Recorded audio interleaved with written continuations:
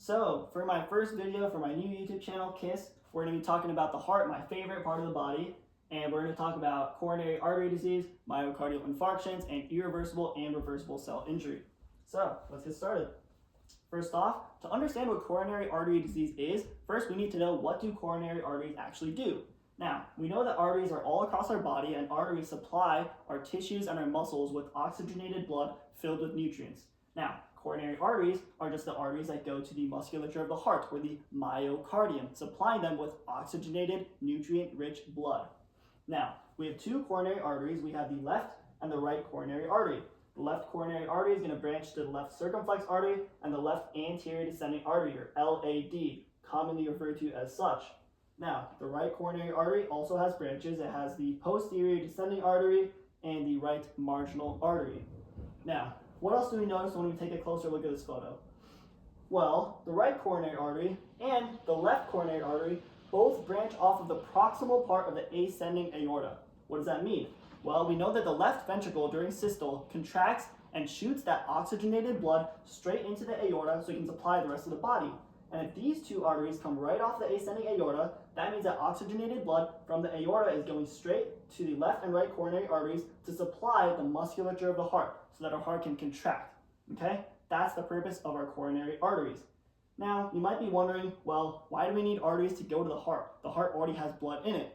And although that's true, the chambers of the heart, the atrium and the ventricles, are actually flowing in a cycle in order to restore oxygen to the blood. They're not actually supplying the myocardium. In order to supply the myocardium and generate contractions, we need the coronary arteries from the aorta to supply that muscle. Okay. So here's kind of another cross-section you can see from the ventricle, the wall of the ventricle. And here's our myocardium. This is kind of the muscle, the main bulk of our ventricles. And that's what we need in order to generate systole. So when our ventricles contract and we shoot that blood, we need the myocardium right here. So that's that big chunk over there. Okay, so what is coronary artery disease? Well, as you can see, we have the LAD, left anterior descending artery, right over here. And if you take a cross-section of the LAD, you're going to see that there's a buildup of plaque in people who have coronary artery disease. Now, what is plaque? Well, we're not going to get so much into that, but just a brief indicator. So plaque can kind of build up if you have diabetes, if you have LDL. If you're smoking, you're going to basically oxidate that LDL, and it's going to cause fatty streaks, leading to more plaque, etc. But basically, if you're unhealthy, you're participating in these unhealthy habits, you're going to have more plaque in your coronary arteries. It's also genetic, and this is what's going to happen. Okay, so plaque's building on the walls of the coronary arteries, which makes this artery stenotic, stenosis. Okay, so stenosis, narrowing of that artery. And what happens when you have a narrow artery? Less blood can flow through, right? So as you can see, this is a blood clot, but even if you didn't have a clot, you'd still have a reduced amount of blood flowing through the coronary arteries. And what does that mean? That means less blood, and therefore less oxygen is going to get to the myocardium, the muscle of the heart, the myocytes, the individual muscle cells of the myocardium. Okay, so each myocyte is receiving less oxygen. Now, why is that a problem? Well, it sounds like an obvious answer, but sometimes we don't even know. Why do we need blood? Why do we need oxygen? That's what we're here to explain. So, let's take a side note. There are two ways for our body to make ATP. ATP is what we need to generate a muscular contraction. Our two options are either aerobic respiration or anaerobic glycolysis. Our body's main primary way to produce ATP is through aerobic respiration.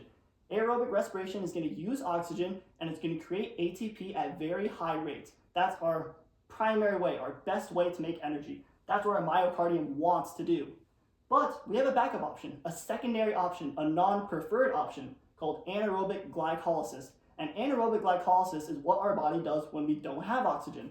So anaerobic glycolysis, it doesn't use oxygen, and it produces ATP, but it produces ATP at a very slow rate. And when it does create ATP, it creates a byproduct called lactic acid. Those are our two ways to create ATP so that ATP can help us do those muscular contractions, help the ventricles contract. We need ATP for that. So now let's connect back to our ischemic injury, okay? Ischemia, lack of blood flow, hypoxia, lack of oxygen, that's what we're experiencing with this. So if we have an ischemic injury, okay, a plaque buildup, less oxygen flowing through the coronary arteries, What does that mean? Less oxygen going to the musculature, going to those myocytes. So what do those myocytes do? They can no longer perform aerobic respiration. They don't have oxygen, and you need oxygen for aerobic respiration to make ATP. So we go to our plan B. Our plan B is anaerobic glycolysis, okay? So a lack of ATP basically means that our cell is going to use whatever resources it can. It doesn't have oxygen. So it's just going to create ATP through anaerobic glycolysis, and that byproduct of lactic acid is going to start to build up. Now, what happens next? Well, when lactic acid builds up, it's going to cause intracellular acidosis, okay? A reduction of the pH, an increase in the acid level, the acidity of the myocytes. And that's going to lead to something called chromatin clumping. Here is a histological photo, and you can see kind of this nucleus. The chromatin is basically the DNA protein complex that exists in the nucleus of a cell. And it's all clumped here. And you can kind of see a normal chromatin should look like this. But the chromatin pattern of a cell that's experiencing ischemia is going to look clumped like that. Okay, that's kind of our first hallmark of a ischemic injury. So if you have a picture or you have a question that says, what does a clumped chromatin pattern represent? You can say the start of an ischemic injury. Now, what else is going to happen? Well, we know that there's something else called fatty change, and I know it's a liver, but the myocytes actually experience the same thing. So if we don't have enough ATP, right? Remember, anaerobic glycolysis is producing very little ATP, and the byproduct is going to be lactic acid. That very small amount of ATP is just used for the myocytes. It's just used for contraction, because we need to keep contracting the heart or we're going to die. So all the other functions that require ATP are just going to be, they're out the window. That's a second priority at this point. You just got to do whatever you can to try not to die. So all of the ATP is going to the ventricles. It's all going to the ventricles to contract and shoot that blood into the aorta and hope that we can still generate just enough. So when we don't have enough ATP for all these other functions, and one of those functions is going to be protein synthesis. We're not making proteins. We don't have ATP for that. And the proteins that carry lipids from outside of the cell, so they're lipids inside of the cell that carry fats outside of it, they're all going to disintegrate. We don't have energy for that anymore. And all those lipids, all those fat droplets are going to accumulate in the cytoplasm looking like this. So all these white circles are going to be fat. That's going to be fat, and it's going to be called fatty change. Anhydrous lipid droplets accumulate in the cytoplasm, okay? Fatty change. We don't have the proteins to carry them outside of the cell anymore. Now, what else is happening? Well, what's the other functions of ATP? To run the sodium-potassium pump, the ATP pump. Remember, that's going to push Na out of the cell and bring potassium into the cell. Now, the reason we do that is to maintain the transmembrane potential of the cell, but forget about that for now. If the pump isn't working, all the sodium, it's not going to be pumped out anymore. We're going to accumulate sodium intracellularly. Sodium's going to accumulate inside of the cell, and what does sodium do? It pulls water in osmotically, isoosmotic swelling. The cell is going to fill with water, and it's going to get all swollen like this, okay? Even the organelles, the endoplasmic reticulum, the mitochondria, the cytoplasm, they're all going to fill with water and get swollen. It's going to cause blebbing, okay? Blebbing, these bubbles pushing out, all the pressure inside, all the swelling is going to cause these blebs, okay? It's another hallmark of a reversible ischemic injury, because this is still reversible. Now, here's kind of a summary of that. We're going to go through it real quick again. But remember, ischemia, okay? Ischemia, hypoxia, so lack of blood flow, lack of oxygen. What's that going to do? Oxidative phosphorylation is going to go down. Oxidative phosphorylation, for now, just think of that as basically making ATP through aerobic respiration. So less aerobic respiration, lower ATP, right? Because anaerobic glycolysis only produces a small amount of ATP, so less ATP. Anaerobic glycolysis, our backup option, creates lactic acid as the byproduct. That's going to lower the pH because it's an acid. We're accumulating an acid, pH goes down, and then we're going to have clumping of the chromatin, okay? What else is happening? Well, our sodium-potassium pump is no longer working. We don't have ATP for that. So, Na pump stops, sodium's going to accumulate inside of the cell along with calcium, and all these membranes are going to swell, okay? All of the organelles inside of the cell are going to start to swell. The cytoplasm is going to swell. Have all these blebs, okay? These bubbles here. And blebbing in the beginning is reversible, but at some point, blebbing is going to start to become irreversible. We're going to get to that in a second. Now, what else happens? Well, we're not really able to perform protein synthesis, right? That's why all those lipid droplets start to just accumulate in the cytoplasm. No protein synthesis, we don't need ribosomes anymore. They're not able to do their job anymore. They're going to detach from the endoplasmic reticulum. Okay, so now we're going to get to irreversible cell injury.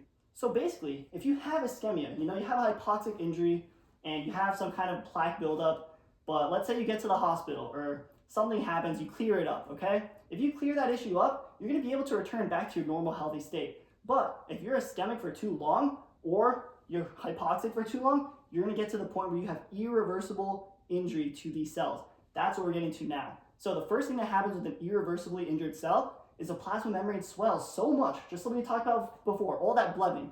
But at some point, blooding becomes irreversible and you start to rupture and the plasma membrane ruptures. When the plasma membrane ruptures, that transmembrane gradient is going to get destroyed. The electrochemical gradient is completely destroyed and the cell is dead. That's the end of the life of the cell. What else happens? Well, lysosomal membranes start to rupture and all those digestive enzymes inside start to eat all of the organelles in the cell and the cell dies. What else happens? Well, we have three things here. Pycnosis. Pycnosis is kind of like, the way I like to think of it is kind of like the next step of chromatin clumping. Remember that chromatin clumping starts to get clumped, looks all weird? Well, pycnosis is when the nucleus, it's so condensed that it's irreversibly damaged. And then karyorrhexis, okay, the nucleus just starts to break into pieces, it fragments. Karyorrhexis, fragmenting. Karyolysis, it just disappears, it's gone, it's done. The nucleus is gone. These are all hallmarks of irreversible cell injury to the myocyte. Okay, so what happens next? Well, if we have irreversible injury and myocytes start to die, what's going to happen? Let's say that you have an injury and you start to have myocyte death in the left ventricle, okay? We're going to call that coagulative necrosis. So cell death due to hypoxia or ischemia is going to be called coagulative necrosis, okay? Every time you hear the word ischemia, hypoxia, so lack of blood flow or lack of oxygen, that's going to lead to coagulative necrosis. Quick side note, if it's in the central nervous system, it's liquefactive necrosis. But for everything else, ischemia, lack of oxygen, lack of nutrients, lack of blood flow is going to lead to coagulative necrosis. It's a very chaotic way of cell death. And let's say that we have a whole section of the left ventricle where the myocytes just start dying and dying and dying, right? That's going to be what we call a myocardial infarction, a heart attack. And the big problem with this is when you have a heart attack, you're never going to be the same person after. You know why? Myocytes cannot undergo hyperplasia. They cannot regenerate. Myocytes are very specialized cells. They don't have the capacity to regenerate once they're destroyed. Once they're destroyed, you get scar tissue. So here's kind of our initial state. Necrosis, that's cell death, okay? Coagulative necrosis. Cells start to die. Granulation tissue comes in. The healing process starts. But the healing process is not going to regenerate. We're not getting myocytes back. We're getting scar tissue. Scar tissue is going to stain blue. So this is that part of the left ventricle, in our example, that's injured. All the myocytes have died. We have scar tissue taking over. And the problem, scar tissue cannot contract. It is a non-contractile tissue. Almost like your friend in a group project who doesn't do any work. They're just there, but they're not helping with anything.